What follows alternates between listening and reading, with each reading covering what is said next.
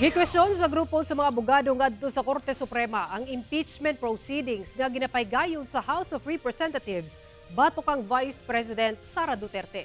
Sumala sa petitioners, dunay seryosong problema matud pa ang kinatibuk-ang proseso sa impeachment. Ang detalye sa report ni Argil Relator.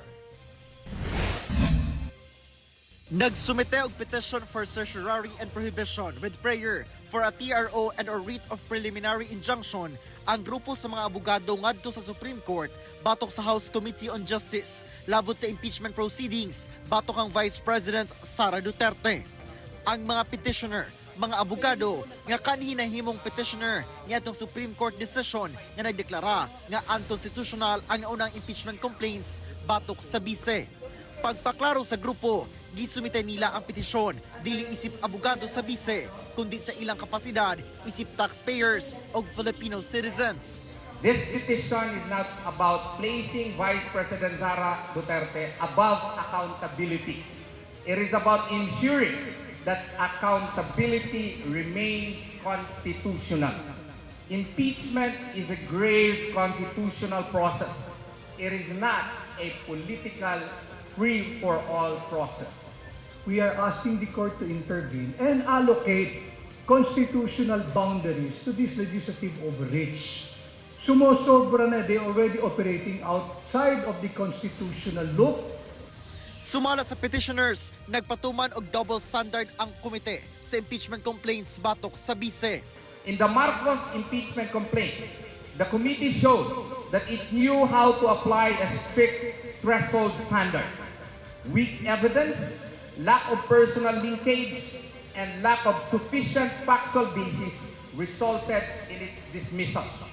But when it came to Vice President Sara Duterte, the committee suddenly became permissive.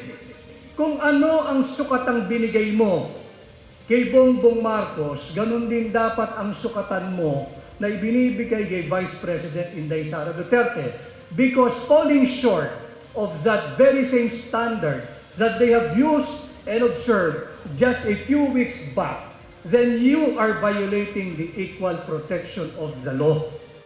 Dugang sa petisyon nga defective in form o insufficient in substance ang third impeachment complaint.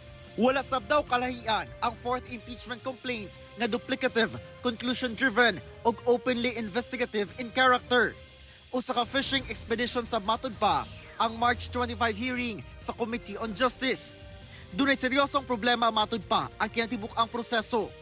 Hagit sa petitioners sa mga kongresista.